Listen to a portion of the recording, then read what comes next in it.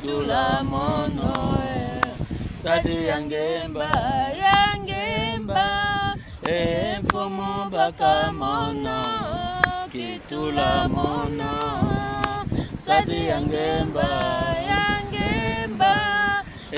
mfumu baka mono kitula mono sadi yangemba mfumu baka mono kitula mono nsadi yangemba bampangi na munu ya Grand Bandundu na ya Congo Central. Tala kiese ya kuvanda na pelerinage ya papa BSI couple ngolo mesala a benu moshike mona betkele na mwanda betke na kati ya plage bampangi kena kusambila na betu na pelerinage na Rome betu mekuisa na pelerinage Matadi, Boma et Mwanda. Voilà qui est à gouverner la famille chrétienne et on se retrouve chez nous. Voilà pourquoi betme yimba mfumo vanda na munu komisa munu nsadi yangemba. Mama, betke continuer suite et fin ya émission na beto ya beto bandaka esprit famille chrétienne valeur acquise et valeur à préserver. Voilà pourquoi betme kuisa sambu tala masa na kese nyonso nzambe voilà RDC botu bande kese na yo yai masa kusosa ku distraire betu donc yo kamwa kese ya kuvanda na kisalu ya kitoko ya pastoral ya kitoko ya communauté famille chrétienne. Voilà pourquoi maman betre continuer betala betsuka kadiaka na ine ya zole banpangi talanda ba émission malem ça nous comprendre betu tuba bien l'esprit famille chrétienne et à chacun na kati na betu muntu na muntu kena esprit famille chrétienne. Alors comment qu'un esprit famille chrétienne yoke ba valeur à préserver. Continuer na troisième tour ina betu tubaka yoke lenki et sambu nanki betu continuer na point 14, comme on le voit, l'esprit famille chrétienne, c'est un ensemble de valeurs. Ensemble de valeurs. Yokele vraiment kimvuka ya luzingu, kimvuka ya masonga. L'ensemble de valeurs que nous sommes censés de protéger. Ya betu fait batila. Que nous partageons en tant que membres de la communauté famille chrétienne. Il y avait fait Kaboul en tant que membre de la communauté famille chrétienne. Nous pouvons résumer ces valeurs en ces termes. Bet tulanki bet yidika yo bet résumer yo na mutindo yai. Il y a tête foi en Dieu et en son envoyé Jésus-Christ. Kuyamba makambo buyambi na nzambi na mwana na yandi Yesu Kristo. Assurance de la présence de l'Esprit Saint. Kuvanda na Esprit Saint betka na kukwena malem betka na kuposana na Pentecote nzambi meme matame tuba atetindila betu musungi eli mo santo Esprit Saint. Volonté de rayonnement spirituel et humain. Kanangeke na lusambu bantu fete mona na bitimbu ngi mutinu ngeke rayonner. Témoignage de vie et recherche de l'excellence. Bidimbu vraiment na excellence mpila bana na betu ya jefa comme kumaka rayonner par l'excellence bidimbu ina fetu monana na kati na betu. La prise de conscience que nous sommes tous frères et sœurs. Kuvana na mayele na ngindu ya kuzaba ne betkele bampangi betkele na bomoshi. La grande solidarité et fraternité agissante. Kuzaba kudisadisakana mpangi na mpasi ngeza bangi mtunu kusala betkena babuku yankaka régime ya solidarité betme komante kuna veme betkena ngutubo na quatre esprit famille chrétienne. Confiance mutuelle, bénévolat, obéissance et soumission. Voilà, yoke clair ben bandu kutanga français ben mona bien soumission, confiance mutuelle. Nyonso na bet fait vanda na yo. Na bénévolat. Na kusala kisalu kukinga ben boka futa munu salaire yoke kisalu nzambi. Salaire muntu ke futa betu ke nzambi muntu ke pesa bet salaire. Respect des lois qui régissent le mariage. Kusadisa ban siku yake tanina dibala. Volonté de consolidation des liens conjugaux. Kubatila mbetu na benu kubatila moi relation couple na benu nzo na benu kubatila yo secret na fait bana na benu. Effort d'exemplarité du couple. Kubanda muntu kesonga bangindu bidimbu ya mbote samu bankaka kulanda benu. normalement, ces valeurs devraient se manifester concrètement dans ce que la Bible affirme les fruits de l'Esprit Saint, que nous résumons en 3 fruits importants: l'amour, la joie et la paix du Christ. Voilà, quand on est dans Galate 22, on peut résumer babimi na nyonso, amour, joie et paix du Christ. Puis là, il y a écrit na betu ba na famille chrétienne, mais tu baka ina ke zabaka ke songdila na yove ben me wakona na livre ya esprit famille chrétienne yo ke clair. Un couple membre de la communauté famille chrétienne doit vivre une véritable histoire d'amour. Saint Paul dit que l'amour est patient. Dans 1 Corinthiens 13, 4 à 7e verset. Donc makambo ya nzambe mesangisa betu kuma muntu moshi nge katuka na ba famille nange mama ko katuka kwa ko beno kuma muntu moshi beno fete vivre amour na beno na masonga yoga amour ya nsoni ve yoga amour ya dictature ve yoga amour penza ya masonga pour que bidimbu ina yo songa penza nde kima ya ekele di bonza ya nzambe, l'œuvre de Dieu. C'est Dieu qui a créé le mariage. Betu fete songa yo na bidimbu. Nous devons cultiver la patience. Kuvana un peu patient na makamaka mtima ngolo vempila betu tuboya bandu media ntima nsusu ntima kaka pu il faut kuvanda patient na ba décision nyonso na modèle ya kusala kisalo na betu. Nous voulons que cet amour soit vécu intra et extra. Voilà makamba ba muri na ba contour na yo nyonso yo vanda vraiment ni longi ya masonga.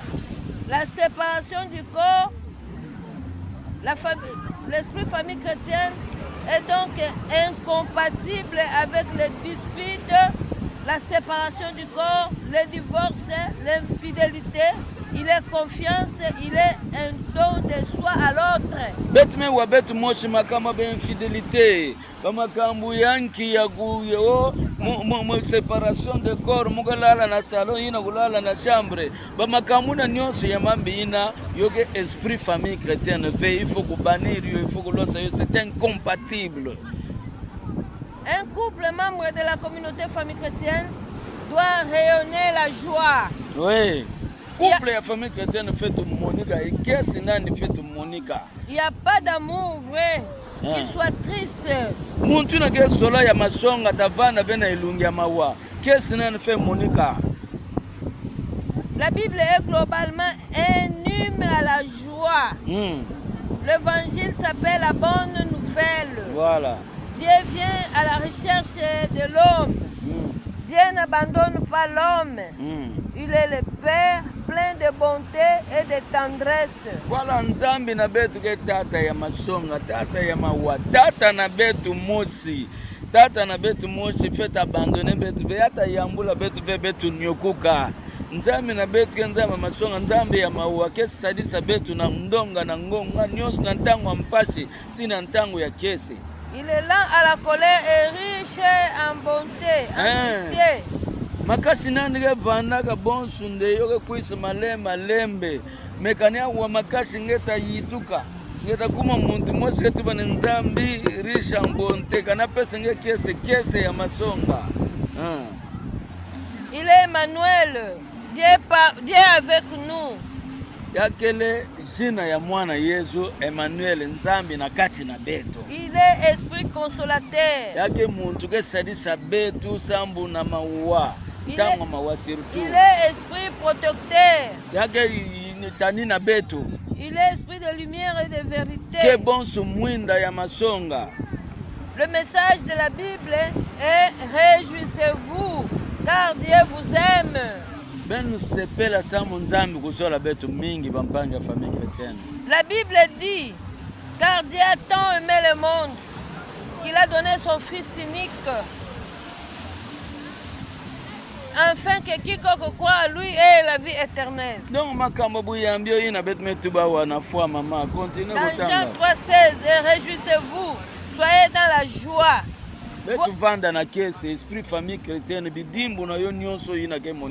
Voir les béatitudes dans Matthieu 5, du 1er au 12e verset, soit les psaumes. Ok. Voilà pourquoi les initiateurs de la communauté famille chrétienne ont depuis le début choisi la spiritualité du renouveau charismatique catholique parce que les charismatiques expriment leur joie sans retenue. Ils osent chanter, même danser publiquement pour le Seigneur. Voilà, papa Léon et maman Valentine, mais baka grâce. Mais songa bête fait tamboula selon la spiritualité, esprit en Zambie. Bête fait l'andabo bon subidimbo. Yo ina bête metu baboke le couple moi si ba valeur à protéger entre autres, ba valeur à sécuriser. Papa na bête le sambo tête na le sambo. Yo ina bête que na famille chrétienne il faut protéger l'esprit famille chrétienne. Je dois préciser que notre joie n'est pas comme la joie du monde. Qu'est-ce que bête que bon c'est à l'usine ou bien mon kirivé. Ce qui est superficiel et qui disparaît dans les problèmes et les difficultés. Okay. Mais notre joie est spirituelle. Qu'est-ce que est vraiment Yanzambi? Comme il y a Yanzambi, il y a une limite veille, il y a une caisse de modèle, il y a une fait de seper la penza ya masonga. Il y a une botte baga na famille chrétienne, quand on a seper la bête za seper la masonga. Kusamba ya masonga, kukina ya masonga, esprit famille chrétienne yo ina. Dans les problèmes, réjouissez-vous. Nantangu ya ba problème ben fait bana na kiesi. Même la femme stérile est invitée à se réjouir. La veuve est assurée de ne pas être abandonnée. Voilà. Ni ses orphelins. Dans Psaume Galates 4, 27, Psaume 68, 6 et Psaume 146 et 9. Betu saba bien na kati ya ba famille na betu kena bampangi nzambi me bingaka me kwendaka. Yo ina betu luku bikala veuve. Boke toujours ba valeur à protéger na kati ya communauté famille chrétienne yo ina ngeke mona betu kena commission na service ya kitoko veuve et orphelin. Boke na betu kaka ça fait partie ya ba valeur à protéger na kati ya communauté famille chrétienne. Le couple membre de la communauté famille chrétienne respire la paix. Voilà. Ne perd jamais la paix. Voilà. Surtout la paix du cœur. Voilà. La famille na betu, la famille chrétienne fait vendre vraiment na kiesi ya kuvanda na tranquillité na kimia. Donc pays na ya masonga, pays na ya masonga. Je ne sais pas comment. Si vous comprenez vraiment l'explication ya paix, je préfère garder sa paix, l'amour, la paix, la joie de Christ. Car Jésus est le prince de la paix. Ah, Jésus yani mosi munkwa paix. On dit Jésus lui-même le prince de la paix. Il promet une paix unique que le monde ne peut jamais nous accorder. Et c'est l'unique personne qui nous a promis une paix unique et un monde tapé sa bête ou veille. Lui seul donne cette paix. Lui qui siège au sein de couple comme troisième partenaire. Voilà, Yann montré dans la famille chrétienne, bon, ce troisième partenaire. Ngeta la famille, nange papa, maman, nabana, bet me yika yesu na kati ya mabota na beto, sambu yange troisième partenaire. Esprit et valeur à protéger. Lui, le prince de la paix, habiter dans nos couples, habiter dans nos cœurs. Pourquoi être agité? Sois sans crainte, dit le Seigneur dans Isaïe 41. Muntu kena Yesu lukuvanda agité ve muntu kena Yesu kena nyonso kiesi nyonso ke yayani. Et la deuxième partie va mettre tout la beto. L'esprit famille chrétienne pour qui? Yanani, ça mounanki esprit famille chrétienne, yoke yanani pour qui? Continuez maman, pour qui peut découvrir pour ensemble? Chaque membre qui s'engage. Sana membre nyonso ke s'engager na kati ya famille chrétienne mpangi kumona ngemona kitimbo ngemekota esprit famille ke sana nge esprit famille chrétienne ke na nge. Et que cet membre accepte de devenir membre de la communauté famille chrétienne et s'est engagé à vivre selon son esprit. Kana ngemekota kilumbo bange sala nge acceptation yo mana. Nge fait comme membre à part entière, nge fait vivre le jour dans la famille chrétienne na kiesi nyonso et na babidimbu nange na ba acte nge poser nyonso famille chrétienne fait monika nge comme bon ce témoin ya Yesu. Vivre selon l'Esprit Saint. Ah, Eli Monsanto en pleine période ya Pentecôte bete na kupuza na mfumu même matame to ba tata tindira bete musungi ke kuisa yake na betu déjà à tout moment. Particulièrement de tout responsable qui, en tant que tel, accepte d'être une référence un repère pour les autres, un défenseur de valeurs que porte la communauté famille chrétienne. Voilà, il y a un moment où il y a un responsable, la famille chrétienne. Il y a un responsable. Il y a interpréter les textes, il y a des valeurs à recevoir. Betu memona bampangi na betu bandaka na grotte, betu kuendaka na adoration, bubuke jeudi, betu mesuka na misa. Kese ya kukutana na bampangi na betu ya famille chrétienne. Nki mutuni betu lukutuba. Tout responsable doit préserver ses acquis-là et ne pas considérer la famille chrétienne comme une affaire privée à Yandi. Il commence à prendre des initiatives qui n'est pas initiative ya texte que tout va. Ben l'esprit famille chrétienne ben wayo bien. Ngeke disponible fait songa bampanga nkaka de kuna ben kwena te kuna kena makamambo te luta. La troisième partie va me parler la bête de l'esprit famille chrétienne. Pourquoi? Parce qu'il faut protéger les acquis de la communauté famille chrétienne. Celle-ci est une œuvre donnée par Dieu à son église et inspirée par son esprit. Beto tuba bien famille chrétienne que œuvre en Zambie, beto mpamba beto atana beto papa cardinal ambongo kutuba yo, c'est l'œuvre de Dieu. C'est la bouche autorisée pour comprendre. Muntu kukusu kusabeno ve yoge kima Nzambe ke pesa kese, kima Nzambe ke ya kubatela, kima Nzambe ke ya protéger. Parce qu'il faut prendre conscience du rôle unique de la communauté famille chrétienne et amené à jouer dans notre église. La famille chrétienne porte une touche particulière dans son enseignement et dans son message qui est donné par les laïcs mariés, vivant des réalités dont ils peuvent parler en connaissance de cause. Voilà, association privée de laïcs, association de laïcs catholiques, betre tambula na ngindo ya famille chrétienne, betre tambula na kiese, betre tambula pour prévenir na kati église catholique ngeke monande ba mateya na betu kele ya kiese, yoke prévenir jangi mtunu ba famille na betu evanda na kiese. Voilà, ba valeur à protéger. Dans un langage libre. Betu tambula na ndinga mosi ya calme ya liberté. Parce que ndinga ya Nzambe ba laïque que vivre makambo mabala betu boya ke vivre makambo mabala betu fait exprimer clairement ça nous songa bampangi na betu nkaka nde ya ike dikabwa Nzambe. Même dans l'église occidentale, les laïcs mariés prennent la parole seulement maintenant pour parler des choses de Dieu comme hommes et femmes mariés. Voilà. La communauté famille chrétienne est donc à l'avant-garde. Communauté famille chrétienne à l'avant-garde, même bampangi na betu na ba monde occidental samba laïque ko baka ndinga na ntango na toala ya batata na betu ba mempe ngeta mona ntango ka bonske futu na nima mais famille chrétienne kele mouvement ya ba laïque avant-garde kena ko sadisa nde na mate ya la famille fait banda modela tala kidimbo famille ke modela surtout ba bikisila betu kidimbo ya famille ya Joseph Marie na Yesu yo yina kele kidimbo betu fait landa.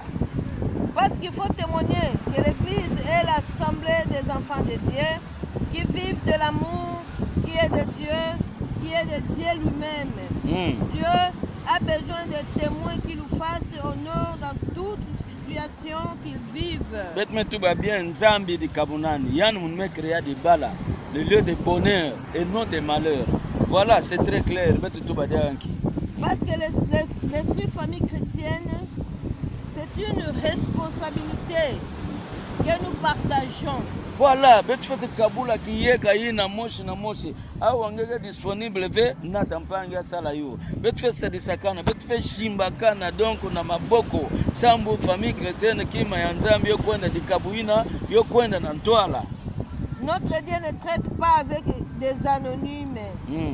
Il appelle chacun par son nom. Nzambi kusaba muntu na jina nandi. Papa BCI Willy Ngolo, mama BCI Pauline Diwantesa Pauline Ngolo. Na papa Christian ken na tabetu tala betu ken na papa Christian na mwanda wa. Kese ya kuvanda ya kusonga bende kisali ya famille chrétienne. Nzambi kusaba muntu na role nandi yake jouer betu nyonso betu zaba mpila bende gelanda betu awa. Beno zaba ni Nzambi kuzaba beto muntu na muntu atabingane na jina nandi. À travers notre fraternité, nous nous valorisons réciproquement. Voilà.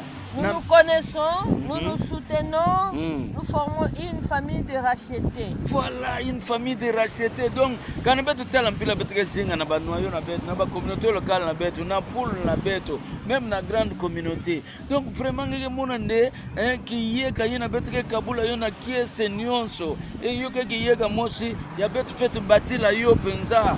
Esprit famille chrétienne. Nous nous formons une famille de rachetés, une famille des enfants de Dieu, les enfants de Dieu dans une église universelle. Voilà, frères et sœurs, ce que nous pouvons retenir de l'esprit famille chrétienne.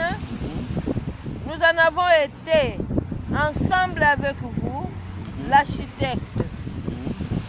Nous en sommes les gardiens. C'est un héritage que la communauté famille chrétienne nous demande de protéger.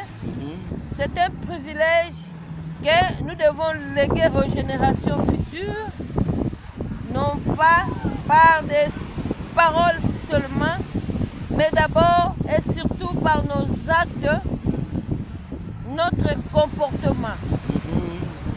Voilà vraiment, il y a une bonne conclusion, si je peux me permettre de le dire, de me comprendre, bila betre na ngomani za émission na beto ya esprit famille chrétienne, valeur à préserver, donc les acquis et valeurs à préserver. Bampangi beme wa ben melanda beto numéro ya 1 ya nteto ko basika, numéro ya zole même basika, numéro ya 3 ya bete clôturer que son abet nanki kana ngeme comprendre esprit famille chrétienne bien nge fait batela yo parce que na ibande beto tubaka nki muntu na muntu kena esprit ya famille chrétienne.